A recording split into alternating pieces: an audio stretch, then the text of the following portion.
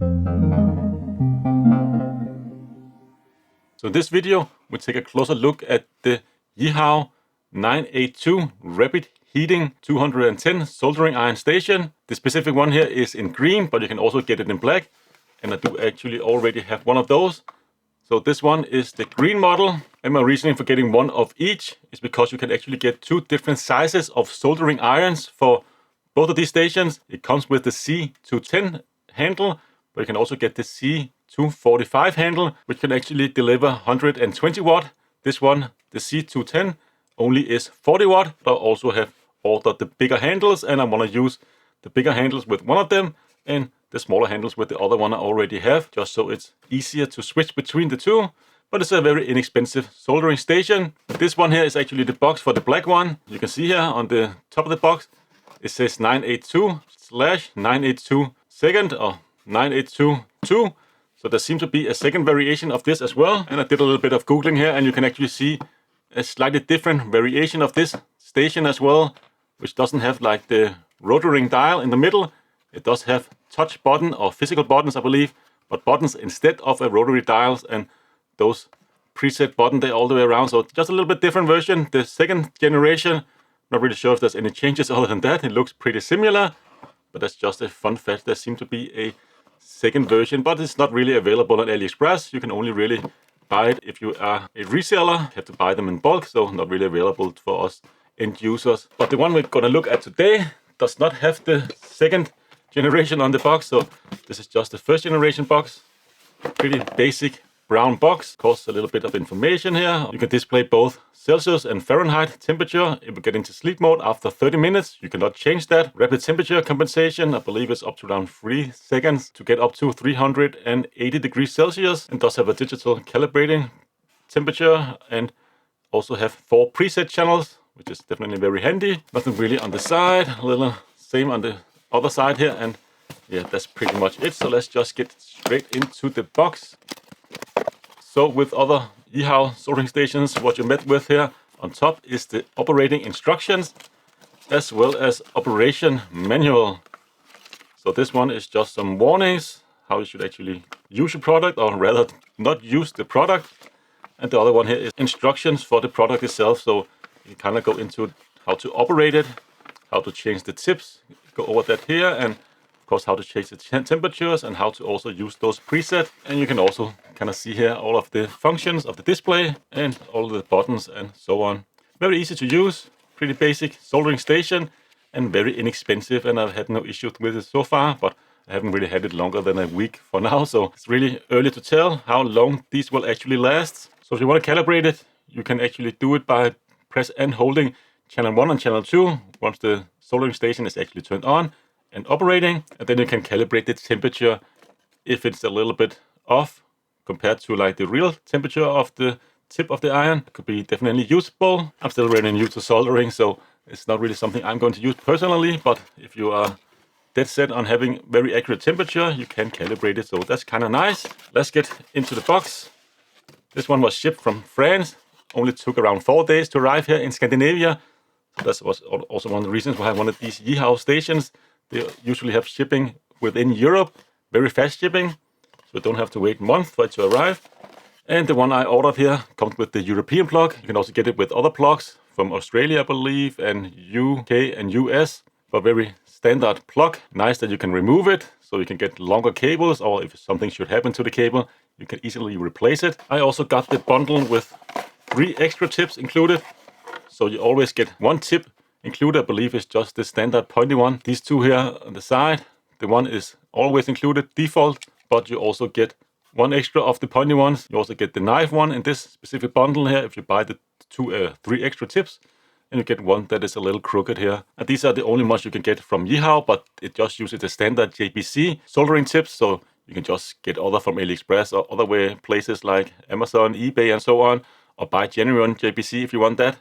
A little bit more expensive, but should also last a little bit longer. For my use case, I think these are fine enough. Then we do have a wire holder, which can be kind of useful. I've installed that on my other station and works pretty well. You can kind of remove this plastic part here, so after you have attached the cable, it will kind of hold it a little bit better in place. Plastic, of course, mounting point, but the arm itself is made of metal and has a little springiness to the top. Then of course we have the soldering iron. It is a JBC style soldering iron or handle, but this one of course is branded Yihua. I believe Yihua makes most of this style soldering handles from China. Very small and lightweight solder handle and very comfortable to use actually. This foam tip here just makes it very comfortable. This one doesn't have the standard JBC plug, so that's one thing you take a note of. This can only fit into this specific Yihua station with this plug, of course. You can replace the plug if you want to do so, but that's just one minor thing. You can get other JBC style soldering stations on AliExpress, where you can actually use JBC soldering irons. You cannot really do that with this one here, unless of course you do source the correct plug and solder it yourself. Should work. I'm just gonna stick to Yihua's official soldering iron. So I bought 2 of these stations. The other one I already have also came with exactly the same arm, so I'm just gonna keep this as a spare. And like I said, I do have some of the bigger ones coming in. I'm gonna plan to use with this one here. You also get this nice and handy solder holder. So if you have some of these spools here, you can just kind of hold it in place, and you can actually screw this onto the side of the soldering station, which is very handy as well. And it seems to all this dry cleaning here has come loose, but this is of course very usable when you clean your tip of soldering iron. Let's just put it back in place, and the lid there, also squeeze that back into place like so. And let's remove the soldering station from the box, and that's all we get. I don't think we see anything in the bottom here.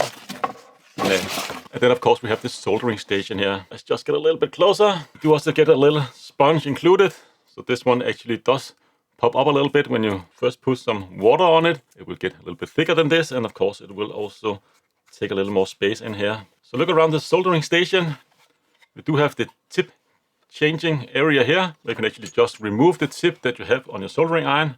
Just pull it out, and you can also attach new one even with the soldering iron being turned on and the tips being active and hot. You can easily just swap them out with this system here. Very nice. And you do also have some rubber around this area here, and this is heat resistant rubber or silicone, I suppose it is. So it doesn't really matter if the tips are hot, it won't really burn the plastic right here. So that's definitely a nice little detail. We have the same rubber around the little sponge that you can use to clean the tip. So this rubber here is also very heat resistant. When you clean your tip, you won't really burn this area here. Then of course we have the dry cleaning area, where you can easily clean the tip with all this dry stuff here. I just believe it's just some copper bars or something like that, and easily replaceable with some new one. On top of that, we do have the holder for the soldering iron, and that is actually made of metal, just this silver part. And on the back side here, we do also have some metal. Not really sure why that needs to be metal, but I guess when you have your tip in there, it could accidentally hit that area or will get very hot in here. So yeah, nice that it is made of metal. And then on the right side, this is where you put that springy thing we took a look at before. So of course unscrew this, both a finger screw, but there's also Phillips head inside. Just attach the wire holder, and I find it quite useful. So I tend to just leave these on, and you can of course adjust the angle to your liking for whatever suits you best, but I'll just keep it straight up for now. On the back side is of course where you find the power switch, also where you plug in the soldering iron and also the power cable. I really like that all these plugs are on the back. That keeps it very clean on the front here. And the soldering iron of course only goes in one way. There's a little arrow on top of the plug. You can also see a little notch there inside the plug, and you just align that with the top of the plug and screw it into place. So nice that it's lockable, so you cannot accidentally remove it. So I like this little system, but of course the plug does stick out quite a bit. Same as with the power plug. Just plug it in here, and it sticks out a little bit as well, but no real concern there. On the left side, you do also find a little screw hole, and that's actually for this holder for the solder tin you use. So you can actually screw this in like so on the side here. You can see this, and then you can have your solder next to your soldering station. Actually quite like that little system here, but it just takes up a lot of room on your desk, and because I have multiple soldering irons, I just find it easier to have something separate. So I just took the same stands and actually screwed them into a piece of wood. I have 2 of them here from my other stations, so I just use them like this. But it's kind of nice that they have included something like this, and you do also have a little soft feet on one side The other end, of course, you screw into the base station. And then you have a piece of plastic, of course, going through the rolls, but only one thick one, so it doesn't really work with like thinner rolls like this one here. So I've made my own like brackets for those, or own stand for that. Would have been nice if they had like a fat one like this, and also one for soldering tin that is actually smaller in diameter. Or else it's just made of plastic, also in the bottom here.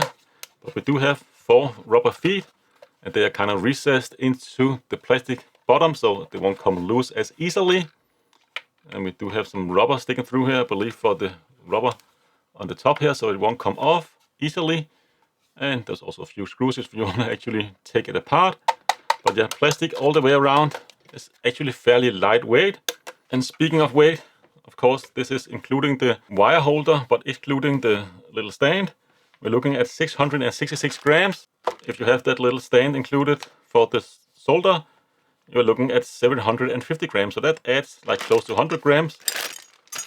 And then, of course, we have the soldering iron with the wire itself. It is 63 grams, but the soldering iron itself, of course, with a little bit of drag for the wire there, is 23 grams. So it's a very lightweight system. So since I already have my black one ready to go, let's just go through the menu system on that one. So I've had this one for about a week now. I've used it a little bit, not for any work just yet, but just for testing and so on. Just actually remove the soldering iron just so we can get it better in focus. And let's just have a look at the actual menu system. It's very easy to get around, and I'll just hold my soldering iron so it won't burn anything. Let me just turn it on. You can see it takes a few seconds. It turns on. I've set it to 350 degrees. You saw there it only took a few seconds for it to get to full temperature. So very, very fast, and this is actually very hot right now. So you have the different channels. You have channel 1, you have channel 2, 3, and 4. And these are just your presets. So for instance, if you want to change the channel 3 to like 360 degrees Celsius, it's pretty easy to do so. Just like so. Now it's 360, and we kind of remember that setting. When you go back there, it will have remembered the last settings you used. And that's pretty much it. Other than, of course, you can calibrate it by holding channel 1 and channel 2 in. And you get to the calibration screen here. So if it's not 360, you can just adjust it here. And once you're done, hit the enter key. And now it should be calibrated. Of course, I haven't really calibrated anything. And then we have the menu system. If you hold the middle of the rotary dial a few seconds, you can see you can disable or enable the beep noise. So if you don't like that, it can be a little bit annoying actually. You can just disable that. And then you can go from Celsius to Fahrenheit. And that's pretty much all the settings you have. And let's just go through the easy swap of the tip. So just get the tip inside here and pull. You can see like so. And then you can replace it with another tip. And just kind of press it into place. It takes a few seconds. You can see it kind of registers the tip. And it goes up to 360 degrees Celsius. And you are ready to go with another tip. So this is just super easy, and I really like that system. It's been reliable for me so far. Just remember, you have to squeeze it in place like so, and don't touch the tip. It's still very hot, and you are ready to go again. So that's quite nice. I really like these knife-shaped tips that you get with some bundles. Of course, if you buy them with extra tips, this is what you're going to get. But you can also buy them separately, either from like Yihua or any other Chinese seller, or from JBC like said. Just buy the ones for the C210. They should fit just fine, or as long as they fit for that system, it should be working with this one as well. When you put it inside the base station, it will get down to 200 degrees Celsius just to get into kind of standby. And if you don't use it for like 30 minutes, it will just go in a complete standby mode. So we will turn off all heat, and that cannot be disabled, as well as you cannot disable it going into a sleep mode when you put it inside of the cradle. It's a little bit annoying that you can only see the temperature that you are actually at right now, because it does say set temperature, and I've not set it to 200 degrees Celsius. I set it to 350 degrees Celsius. Once it's in sleep mode, you cannot actually see the temperature you set it at. You can see the channel you are on. So if you know channel 3, for instance, is 360 degrees Celsius or 50 degrees Celsius, you know that's where you're at, or you can just lift it up, and after a few seconds, you can see you're back to what the set temperature is. But once it's inside the cradle, it will always go to 200 degrees Celsius. And you kind of have to switch between channels to actually see the actual temperature you're set it at. So that's a minor annoyance, but I don't think I will actually switch around often. I know if I work with bigger things, I need to run a little bit hotter maybe. I can work with a little smaller things. Of course, I will just keep a little bit cooler and have my preset already ready and running. So actually get into some soldering. I have this little mat here that I already start destroying a little bit just to protect the surface we're on. Maybe this one, just a power supply that doesn't work anymore. Let's get a little closer and see if we can actually get some heat through those. And let's see with 360 degrees Celsius if we can actually get these to melt. It does melt this tin pretty well. Let's just see if we can actually get this going. So we do only have 40 watts, so of course you're a little bit limited on that, but you can see we definitely do get it to flow here. This is very old solder, and you can see again there, it just works quite well. This is maybe a little too big actually for this soldering iron, but you can actually do it.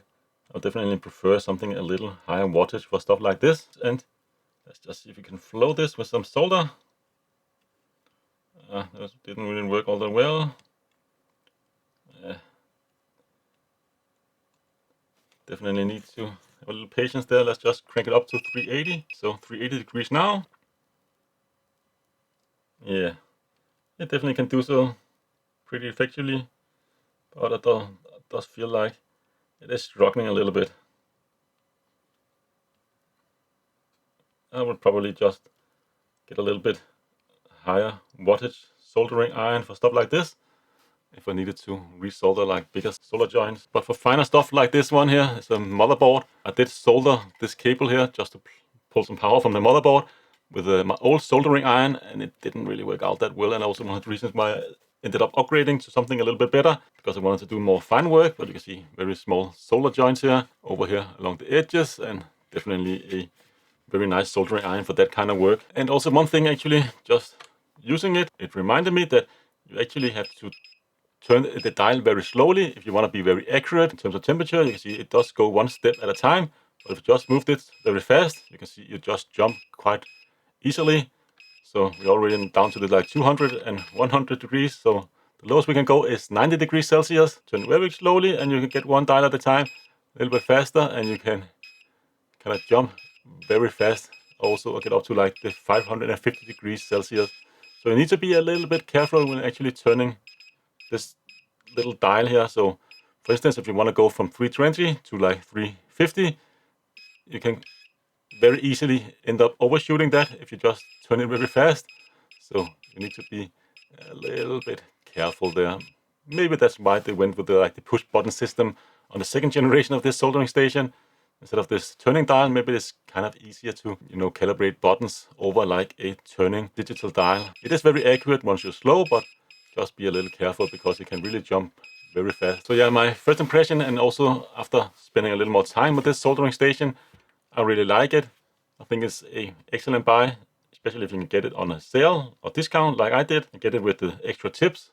I feel like this is pretty much all you need. Maybe go for the bigger C245 handle, just so you can move a little more wattage onto the circuit board. That one can like handle 120 watt. This one is only 40 watts. So it does limit a little bit what you can do with this. So it's excellent for finer stuff. And you can also get it in two different colors. For me, having one size of handles in one and the smaller one in the other here just makes sense.